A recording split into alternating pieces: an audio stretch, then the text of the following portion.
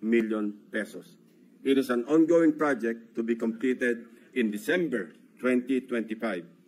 This project is so important that it can turn stones and get funding approval under the unprogrammed appropriations of the 2024 national budget. This prompts us to dig deeper into the web. And as they say, social media is a great resource of evidence, which lawyers fondly call testimony against self-interest.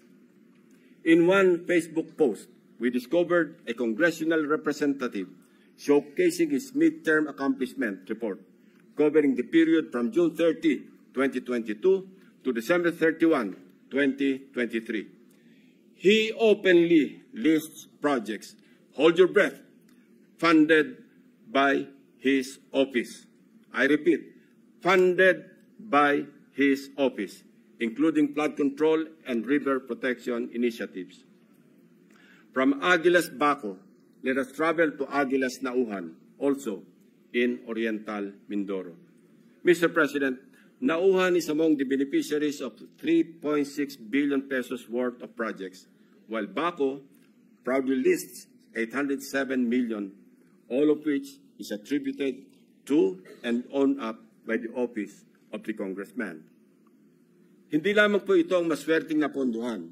Isa pa sa pinagmamalaki ng mga pag-angking congressman ay ang flood control structure sa Butas River upstream, Barangay San Jose, Nauhan, Oriental, Mindoro.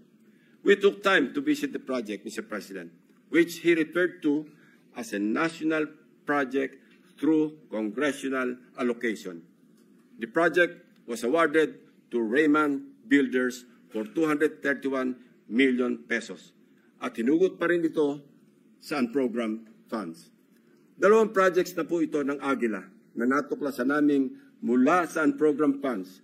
Isa sa Barangay Burbuli at isa sa Barangay San Jose.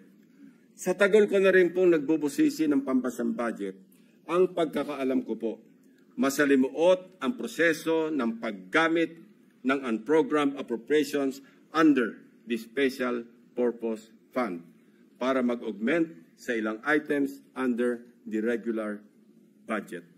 Hindi po madaling ma-access ito.